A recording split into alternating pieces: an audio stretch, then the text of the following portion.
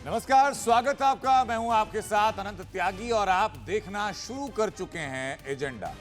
ये एजेंडा किसी पार्टी, किसी दल या संगठन या विचारधारा का नहीं है, बल्कि एजेंडा है खबरों का। ये एजेंडा है आपके हमारे हक का। और डंके की चोट पर एजेंडा करेंगे, क्योंकि यहां तू मैं की बहस नहीं होती, चर्चा होती है। यहां डिबेट की जगह डिस्कशन होती है। और आज का जो एजेंडा है वो खाड़ी युद्ध को लेकर, देश में जो राजनीतिक द्वंद्व शुरू हुआ है उसको लेकर। प्रधानमंत्री नरेंद्र मोदी के भाषण के बाद नेता प्रतिपक्ष राहुल गांधी ने कहा कि प्रधानमंत्री का भाषण बेतुका है, उनका भाषण इररिलेवेंट है। और यहां तक कहा कि प्रधानमंत्री कॉम्प्रोमाइज्ड हैं।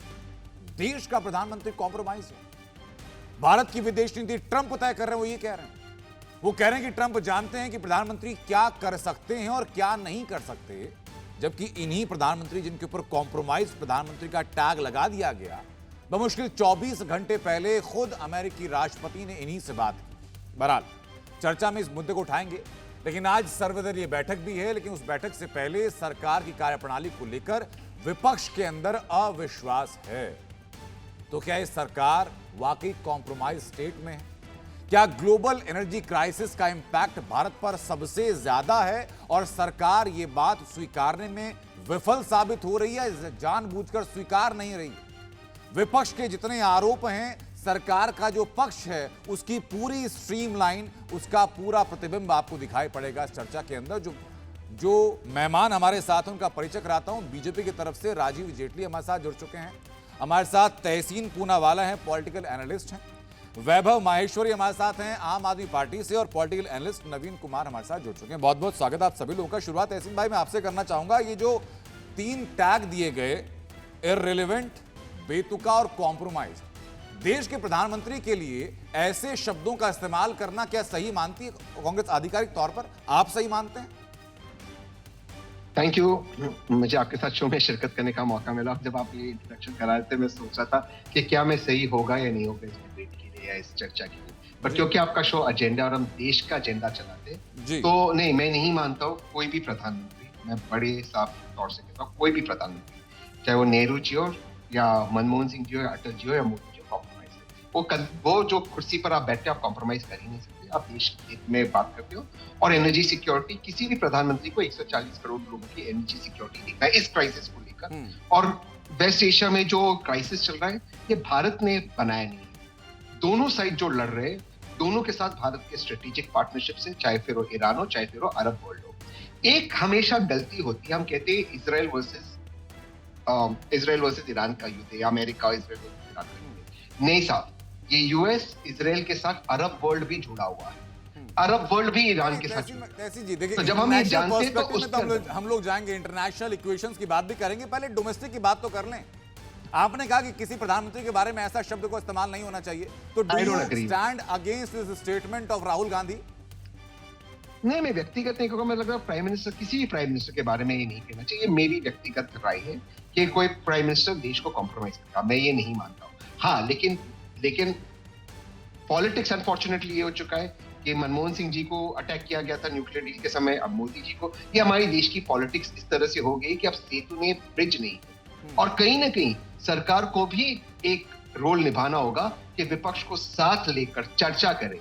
पार्लियामेंट में आदरणीय प्रधानमंत्री, वो तो आज सर्वदलीय बैठक होनी है सर, लेकिन वो तो आज के होनी राजा है। मंडिंग कह रहे हैं कि भाई तो होनी नहीं चाहिए, दिखावे के लिए बैठक है, बेहतर हो इसको ना किया जाए। हाँ, इसमें ये है कि इस युद्ध को 25-26 दिन हो गए। 1 मार्च को शुरू हुआ, 28 फरवरी को पहली बॉम्ब हुई, 1 मार्च को शुरू हुआ, आज हम 25 को, तो 25-26 दिन हो गए। तो ये इमीडिएटली होना चाहिए था, क्योंकि पता था कि वेस्ट एशिया का क्राइसिस हमें अफेक्ट करेगा। एक दूसरा, प्राइम मिनिस्टर का स्टेटमेंट आई अप्रिशिएटेड दोनों हाउस में उन्होंने स्टेटमेंट दिया, लेकिन सिर्फ स्टेटमेंट से नहीं, डिस्कशन होना चाहिए। क्योंकि इसमें 1980s में आपको याद होगा, स्ट्रेट ऑफ हुर्मुज तभी भी लॉक था जब टैंकर वॉर हुआ था। इंडिया ने उस क्राइसिस को बहुत बेहतरीन तरीके से उसको पार किया था। तो आप विपक्ष के एडवाइस लीजिए, विपक्ष से बातचीत करिए, विपक्ष का इनपुट लीजिए। विपक्ष का इनपुट था ईरान को रीच आउट करना, और प्रधानमंत्री जी ने क्या, टैंकर्स शुरू हुए। तो आई थिंक बातचीत और संवाद पहले होना चाहिए। ये थोड़ा लेट हो गया, हो रहा है ठीक है, और पार्लियामेंट में डिस्कशन होना चाहिए, स्टेटमेंट। ठीक है। आम आदमी पार्टी से मेरे साथ पुष्पेंद्र श्रीवास्तव जी हैं। पुष्पेंद्र जी बताइए कि राहुल गांधी के इस भाषा शैली के साथ क्या आम आदमी पार्टी खड़ी होती है? सरकार की खामियां हैं, नाकामियां हैं, सरकार की बेहतरी है, सरकार ने बेहतर काम किया, गलत काम किया, ये टॉपिक ऑफ डिस्कशन हो सकता है, लेकिन सदन के अंदर ऑन द रिकॉर्ड ये कह देना कि प्रधानमंत्री कॉम्प्रोमाइज है। देखिए, प्रधानमंत्री कंप्रोमाइज्ड है ये तो वो खुद साबित कर रहे हैं। आप 1 तारीख से 24 तारीख तक बैठे होते हैं और संसद चल रही है, संसद में आकर के आपने एक लाइन का बयान नहीं दिया। आज 24 दिन बीत जाने के बाद आप वहां पे आकर के और कर क्या रहे हैं? सारी भारतीय जनता पार्टी, सारी सरकार लोगों से अपील कर रही है, विपक्ष से कह रही है, विपक्ष पे आरोप लगा रही है कि अफवाहें फैला रहे हैं, लेकिन प्रधानमंत्री जी तो खुद आकर के वहां पैनिक कर रहे हैं, लोगों से कह रहे हैं तैयार रहिए, कोरोना की जैसी दिक्कत हो सकती है। तो पैनिक कौन फैला रहा है? खुद प्रधानमंत्री जी, वो भी सदन में। कितनी गंभीर बात है। कंप्रोमाइज तो इसलिए कह रहे हैं ना उनको कि भाई अगर ट्रंप को आप जा करके वहां कहते हैं अब की बार ट्रंप सरकार, अपने यहां बुला के कहते हैं नमस्ते ट्रंप, बार बार आप कहते हैं माय डियर फ्रेंड, तो आप ही दुनिया में एक मैसेज दे रहे हैं ना कि आप उनके पिछलग्गू हो रहे हैं। हम उनसे इतना अच्छी खासी ड्यूटी वसूलते थे, उन्होंने जीरो करवा लिया। पुष्पन जी, कमाल, मतलब आपके यहाँ अगर कोई फॉरेन डेलीगेशन आता, क्या आपका पिछलग्गू हो गया वो? अरे सर, आप स्टेट गेस्ट बन के कहीं जाते हैं तो आप उनके पिछलग्गू हो गए। कोई डेलीगेशन नहीं था सर। हम जाकर के दूसरे देशों में दूसरे राष्ट्राध्यक्षों का प्रचार कब करते थे? हिंदुस्तान में कब ऐसा पहली बार हुआ था? मुझे जरा बता दीजिए। लेकिन उस इंसिडेंट का रिलेवेंस सर यहाँ तो नहीं है ना पुष्पन जी।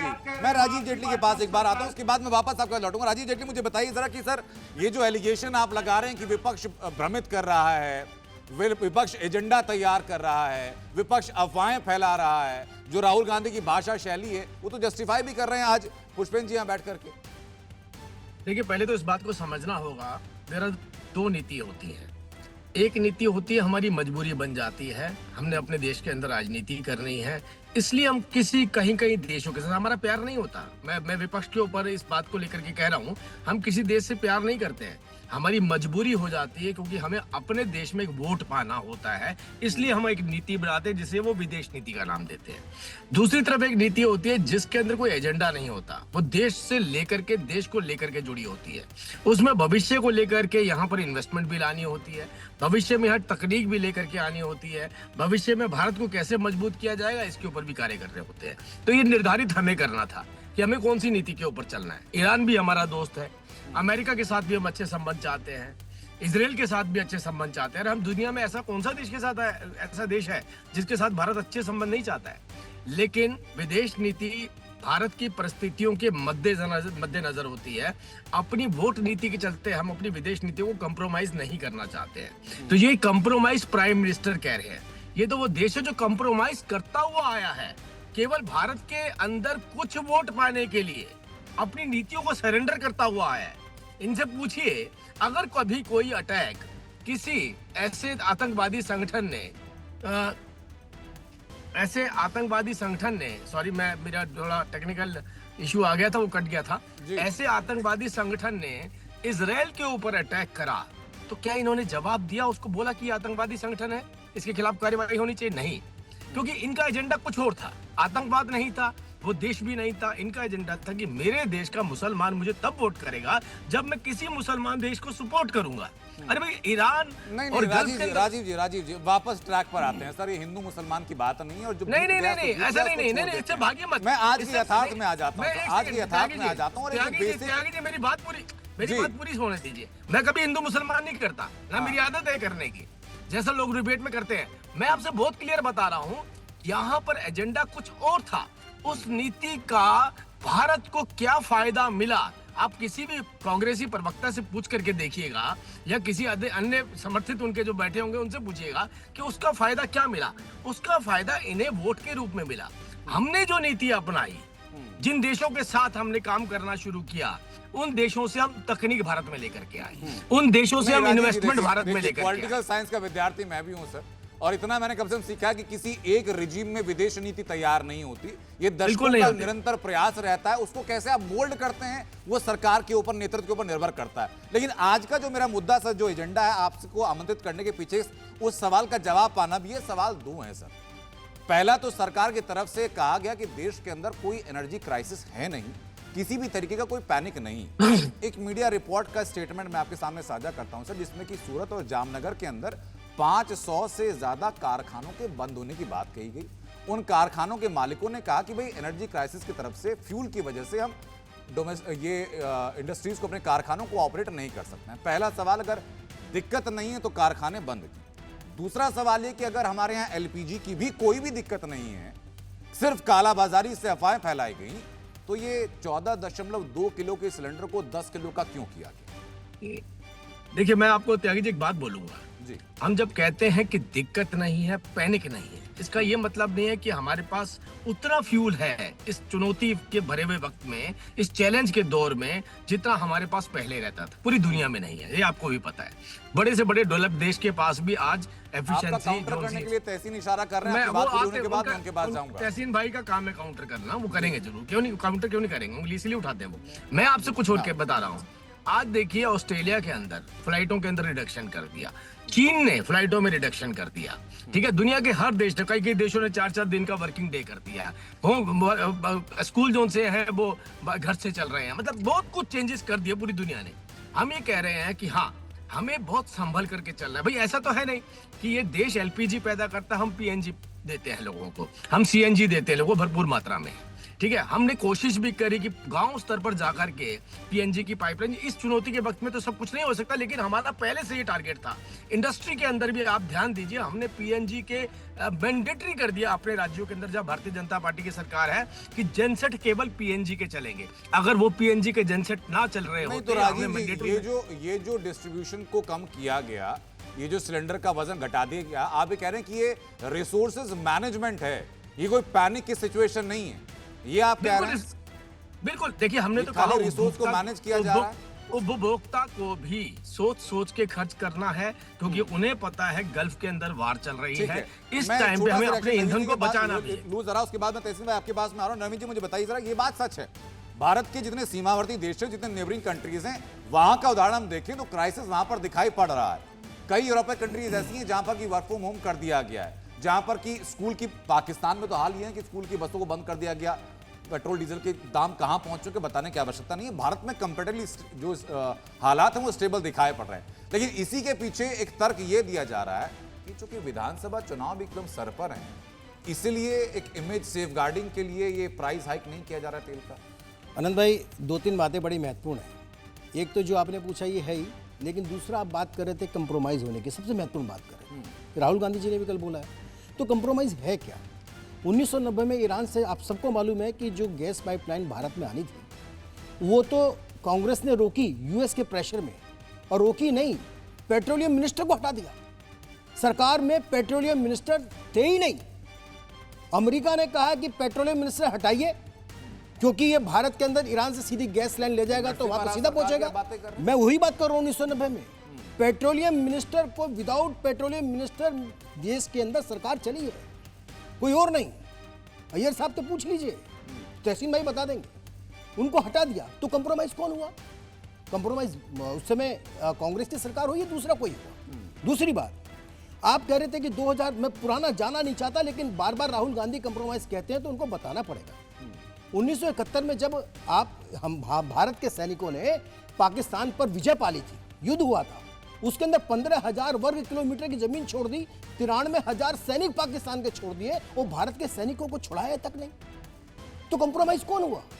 कांग्रेस की सरकार हुई या ये हुए, मोदी जी हुए? कौन हुआ कंप्रोमाइज? आप बार बार कहते हैं कंप्रोमाइज हो जाएगा। नेहरू के शासनकाल के अंदर, तीनों की बात इसलिए कर रहा हूं क्योंकि राहुल गांधी बीच में है, नेहरू के शासनकाल के अंदर सीआईए की आदमी पीएमओ में बैठा करता था, इसके प्रमाण हैं बाकायदा। तो कंप्रोमाइज कौन था? कांग्रेस के लोग थे या फिर ये थे, या फिर चाइना के साथ जो 2008 में 2008 में नहीं, मैं इतिहास की बात नहीं करूंगा, आपने करना कोई बड़ी बात नहीं है सर, मैं इतिहास की, लेकिन मुझे बताइए कि आज के ग्लोबल एनर्जी क्राइसिस से कैसे जुड़ा हुआ है? मैं दोनों बातें बताता हूं। जब आप बार बार कहते हो कंप्रोमाइज हो गया, कंप्रोमाइज हो गया, तो आप एक सरकार को, एक जो मजबूत सरकार है उसको डिमोरलाइज करने की कोशिश करते हो, जनता के बीच में भ्रम पैदा करने की कोशिश करते हो, लोगों को बरगलाने का काम करते हो, लोगों के अंदर भ्रम पैदा करने का काम करते हो, पैनिक पैदा करने का काम करते हो, और उसके बाद एलपीजी और गैस की चोरी काम है ना सर। अगर पैनिक फैलाना काम नहीं है। अगर सरकार की विफलताएं विपक्ष को किसी भी परिप्रेक्ष्य में दिखाई पड़ेंगी, विपक्ष कहेगा इस बात को। आनंद भाई, मैं बरगलाना या अफवाह फैलाना कैसे हुआ? इसी का एग्जांपल दे देता हूं। सुषमा जी, हम भारतीय जनता पार्टी विपक्ष में थी, सुषमा जी ने संसद में बताया कि अमेरिका के साथ कांग्रेस की सरकार ने क्या समझौता किया? 17 रुपए किलो की चीनी जा रही है अमेरिका और 38 रुपए किलो की आ रही है, और एक ही टाइम पे एक पोर्ट पे 10 लाख टन जा रही है और 20 लाख टन आई पड़ी है।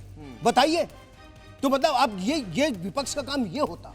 विपक्ष कहता कि हमारी जो सरकार है वर्तमान में करंट उसकी परिप्रेक्ष्य कमियों में को आप बात उठाता। करेंगे सर, तो विपक्ष बहुत आराम से कह सकता है कि कच्चा तेल लाने का जो रूट पूरा बदला है आपने, उस पर कितना एक्स्ट्रा खर्च पिछले 4 सालों के अंदर होना शुरू ये हो चुका है। आनंद भाई, एक्स्ट्रा सरप्लस अमाउंट कितना ज्यादा करोड़ों में आप पे कर रहे हैं, Correct. वो भी कॉम्प्रोमाइज के स्टेट में वो आ सकता है। compromise कैसे कह सकते लेकिन हो वो आप? गवर्नमेंट का प्रोरोगेटिव है सर, उस पर मैं नहीं जाना चाहूंगा। नहीं, लेकिन ये आप- बात सही है आप कि इसको- अगर ईरान से आप तेल खरीदना बंद करते हैं, मई 2019 के बाद ईरान से कोई तेल नहीं आता, आपका पूरा सी रूट लगभग ट्रिपल ऑफ द डिस्टेंस हो जाता है। ठीक, अब ये बताइए, हार्मोस के अंदर से जिस प्रकार अभी जो युद्ध है, इस समय जो स्थिति है, वहां से कितने जहाज निकल रहे हैं? हाँ। किस किस देश के निकल रहे हैं? आज कौन सा ऐसा देश है जो इससे प्रभावित नहीं है? मुझे एक दो कुछ देशों के नाम बता दीजिए ना, 2-4 को छोड़कर।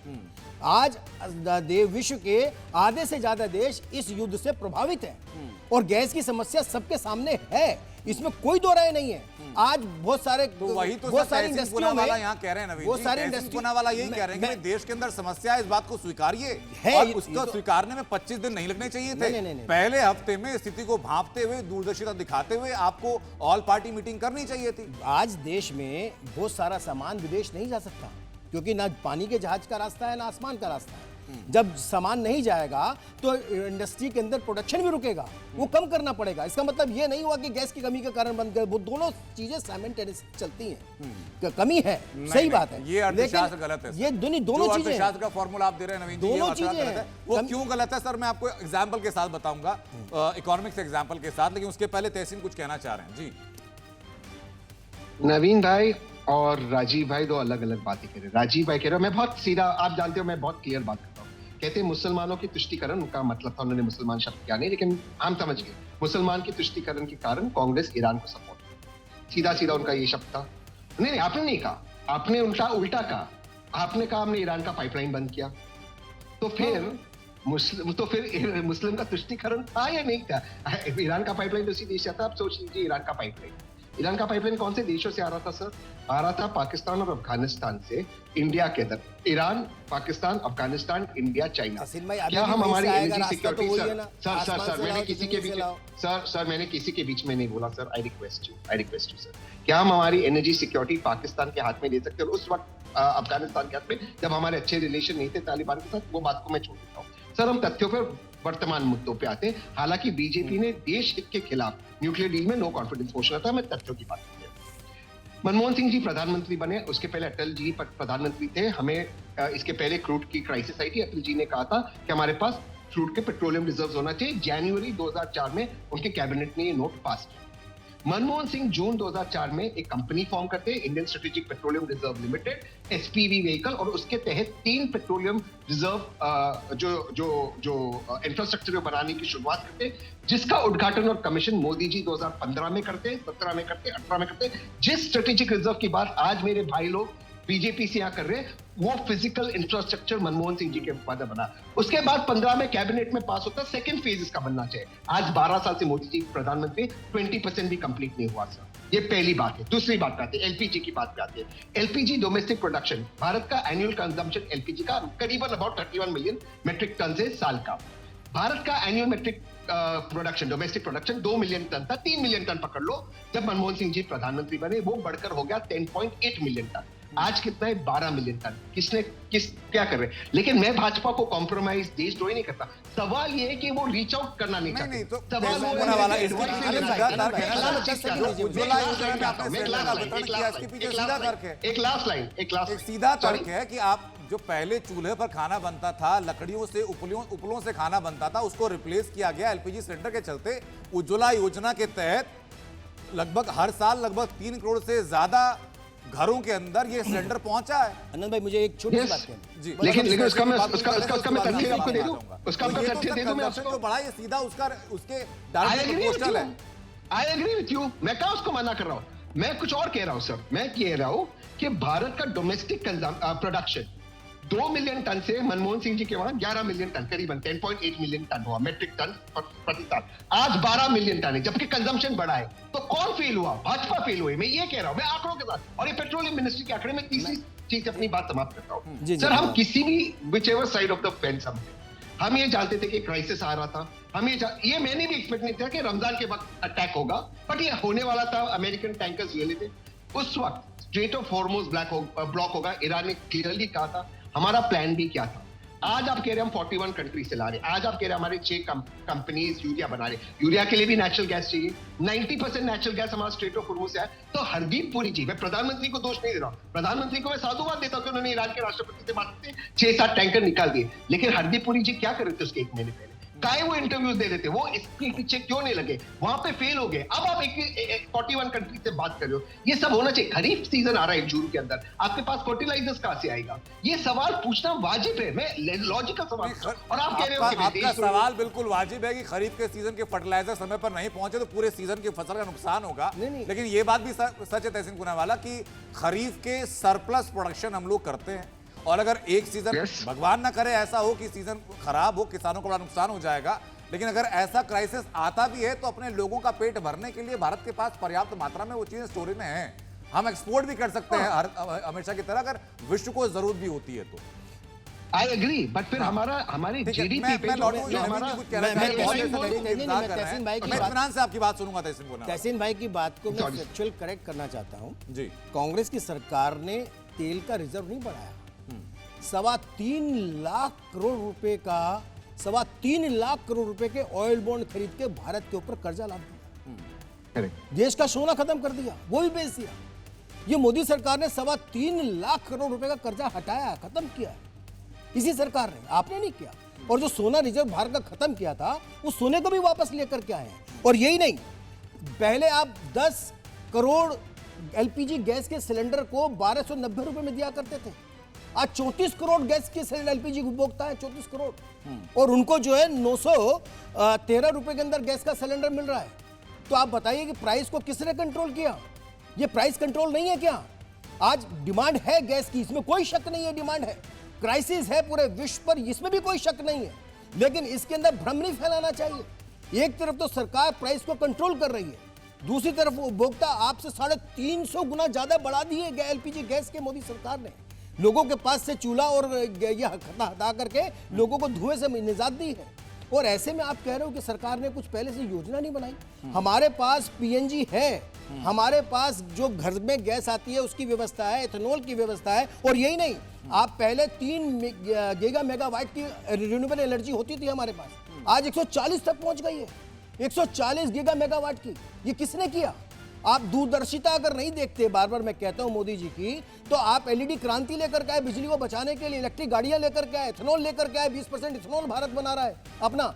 हम गैस दुनिया के ईंधन के ऊपर अपनी निर्भरता को कम करने में लगातार ये सरकार प्रयास कर रही है। 10 वर्ष में इतना नहीं हो सकता जितना 70 वर्ष में आपने डुबो डाला, लेकिन फिर भी उसकी बात नहीं करेंगे हम 70 वर्ष की, फिर आप कहेंगे पुरानी बात करते हैं। लेकिन मैं ये कहना चाहता हूं कि जब सरकार कर रही है उसके प्रयासों को आप साथ दें। जो समाजवादी पार्टी, कांग्रेस, आम आदमी पार्टी के लोग गैस के सिलेंडर की कालाबाजारी करते हुए पकड़े जा रहे हैं, उनको अपनी पार्टियों से निकालिए, एग्जाम्पल दीजिए। तो सर लोकल एडमिनिस्ट्रेशन की विफलता है, वहां के डीएम के ऊपर कार्रवाई होनी चाहिए कि उसके जिले में कालाबाजारी कैसे। ये तो आनंद भाई, जो लोग पकड़े जा रहे हैं पॉलिटिकल पार्टी के, तो पार्टी भी कुछ करे ना। लिस्ट बननी चाहिए कि नहीं बननी चाहिए नवीन जी? फिर नहीं आनंद भाई, कालाबाजारी अगर हो रही है सर, तो जहां जहां की ऐसी रिपोर्ट आ रही है कालाबाजारी जहां जहां हुई, वहां के पूरे डीएम की रिपोर्ट 4813 मुकदमे दर्ज हुए हैं। हाँ। ये मैं 2 दिन पहले की बता रहा हूँ। सुनो, उसमें आम आदमी पार्टी, समाजवादी पार्टी, कांग्रेस के बड़े नेता पकड़े गए, उनके घर से उनको जेल में तो भेज दिया। आनंद भाई, तो अक्षम्य अपराध है ना सर? नहीं, उनको तो जेल में भेज दिया। हाँ। लेकिन पार्टी को भी तो उनको अपनी पार्टी से निकालना चाहिए, एग्जाम्पल सेट करे ना। हाँ। ये टीवी पे आकर के कहते हैं कालाबाजारी रोको, पैनिक हो रहा है। आप कहोगे हमारे नेता कर रहे हैं, हमने उनको पार्टी से निकाल दिया, दूसरी पार्टी का भी कोई करेगा उसको हम छोड़ेंगे नहीं। आइए सामने निकल करके आइए। आप उन अपने चोरों को, डकैतों को अपनी पार्टी में रखे हुए हैं और ऊपर से दूसरों को कहते हैं कि सरकार करे सब कुछ। जो वक्त है सर, ये वाह सरकार या आह सरकार का नहीं है। इसमें सिर्फ इतना है कि आम लोगों के ऊपर सरकार भरोसा दे। अगर दिक्कतें हैं तो सरकार साथ कंधे से कंधा मिलाकर चले। सब काम दिक्कतें नहीं है तो मैसेज क्लियर होना चाहिए। लेकिन सिर्फ इतनी बात है सर, कम्युनिकेशन चैनल में कोई गैप ना हो। आनंद भाई, सब काम सरकार ही करेगी क्या? पॉलिटिकल पार्टियां विमेंस पैदा करेंगी, भय पैदा सरकार करेंगे। से ज्यादा संसाधन किसी के तो पास भाई है ही नहीं। सरकार की मदद को कम्युनिकेशन का हर जितना आदमी, चैनल, जितना पेनिट्रेटेड चैनल सरकार के पास हो सकता है, उतना किसी पार्टी के पास आज नहीं हो सकता। हर व्यक्ति सरकार है। हाँ। इस देश का नागरिक जब वैश्विक संकट होता है तब हर नागरिक को सजग रहने की आवश्यकता है। ठीक। कालाबाजारी करने वाले का वो प्रशासन को तो कहता है, लेकिन उनकी पॉलिटिकल पार्टियां भी एक्शन अगर लेंगी तो निश्चित तौर पर बाजारी कालाबाजारी ठीक है। रुकेगी। एक अंतिम सवाल तहसीन पूनावाला, मैं आपसे कहूंगा कि प्रधानमंत्री नरेंद्र मोदी ने कहा कि भाई ये ग्लोबल एनर्जी क्राइसिस है, यहां टीम इंडिया की जरूरत है। विपक्ष के तो गठबंधन का नाम भी इत्तेफाक से इंडिया ही है, क्यों इकट्ठा नहीं जी। हो सकते? एलिगेशंस की क्या जरूरतें हैं ऐसे? इकट्ठा तब हो सकते हैं जब सरकार विपक्ष को साथ में लेकर चलने का काम किया। मैं फिर से कहता हूँ, प्रधानमंत्री जी की सराहना करता हूँ, मैं ओपन नहीं करता हूँ कि उन्होंने ईरान के राष्ट्रपति को कॉल किया, लेकिन ये 4 या 6 शिप निकालने का प्रधानमंत्री का काम नहीं है, ये फॉरेन मिनिस्टर की फेलियर। मैं ऑनेस्टली ये बात कह रहा हूँ, क्या कर रहे थे जयशंकर साहब? मैं ऑनेस्टली प्रधानमंत्री को थैंक यू बोलता कि उन्होंने पार्लियामेंट में स्टेटमेंट दिया, लेकिन डिस्कशन क्यों नहीं? आज उन्होंने ऑल पार्टी मीटिंग बुलाई। अगर प्रधानमंत्री हमको, अगर सरकार हमसे फरवरी में बात करती, फरवरी के एंड में, जैसे मैंने कहा 80s में स्ट्रेट ऑफ हॉर्मुज़ में क्राइसिस आया था, भारत बाहर निकला था, तब नहीं हुआ था भारत में एनर्जी क्राइसिस, उसको रास्ता दिखाते, तब बताते, सजेशंस देते। मैं कह रहा हूं सरकार के बहुत से चॉइसेस करेक्ट है, लेकिन जो चॉइसेस में हम समझते हैं कि सरकार सुधर सकती ठीक है, है, उस पर ये हमारा जो सजेशन ऑल लेना पार्टी चाहिए। हमको मीटिंग है तहसीन पूनावाला, क्या जानकारी आपको है कि राहुल गांधी इसमें सम्मिलित हो रहे कि नहीं हो रहे? जहां मुझे पता है, क्योंकि मुझे ये बात नहीं पता थी, पर मुझे सुबह पता चली कि शायद वे केरला, ये बात मुझे सुबह पता। वो तो पार्लियामेंट में नहीं थे जब पीएम ने बोला। राहुल गांधी होते कहाँ हैं? हाँ, लेकिन जैसे जनता उसके विकास अंदर में उसके अंदर पार्लियामेंट का ये हुआ। पार्लियामेंट का मैं आपको बताता हूँ कि उस दिन सवेरे पीएम ने डिसाइड किया उनको बात करना है। ये वही मैं कहता हूँ, अगर पीएम संडे को कह देते तो शायद लीडर ऑफ ऑपोजिशन होते, बट ऑल पार्टी मीटिंग में मेरा ये व्यक्तिगत मानना है, एवरीवन शुड बी प्रेजेंट। ये मेरा व्यक्तिगत मानना है। ये तो प्रायोरिटी ये है उम्मीद तहसीन करता भाई, हूं बहुत राहुल ईमानदारी गांधी जी से को साफ तय कोई करनी से उन्होंने चाहिए। स्वीकारा कि भाई सबको वहां होना चाहिए। हाँ। नहीं है तो कम से कम महत्वपूर्ण विषय में ये नहीं होते हैं। नैतिक शुचिता होती है, नैतिकता होती है कि आप तहसीन भाई तो मानते हैं, राहुल गांधी आरोप नहीं लग- मानते। करें क्या समस्या इस बात की? ये तो मानते हैं बार बार। अब जो तहसीन सरकार भाई तो से हम पीएम कह को रहे भी हैं धन्यवाद कि करते हैं। कम्युनिकेशन चैनल अच्छा होना चाहिए, वही हम तहसीन जी से भी कहेंगे भाई आपका भी कम्युनिकेशन मैं चैनल कोशिश अच्छा होना चाहिए, करूं। ताकि दोनों नेता बात सुने करें। कम से कम बातों को स्वीकारें। और बहरहाल देश की उम्मीद जनता करते हैं सर त्रस्त कि ना आज जो हो। ऑल पार्टी मीटिंग है इसमें कुछ सकारात्मक चीजें निकल कर आएंगी, विपक्ष का साथ मिलेगा, और अगर ग्लोबल एनर्जी क्राइसिस जो है इसमें जो अफवाहें आजकल उड़ रही हैं कि एनर्जी लॉकडाउन लग सकता है, लोगों को परेशानियां बढ़ सकती हैं, सरकार छुपा रही है, जितनी लोगों के अंदर शंकाएं हैं, जहन में सवाल हैं, उन सब के उत्तर भी लोगों तक जल्द पहुंचेंगे। बहुत बहुत शुक्रिया आप सभी लोगों का चर्चा में शामिल होने के लिए।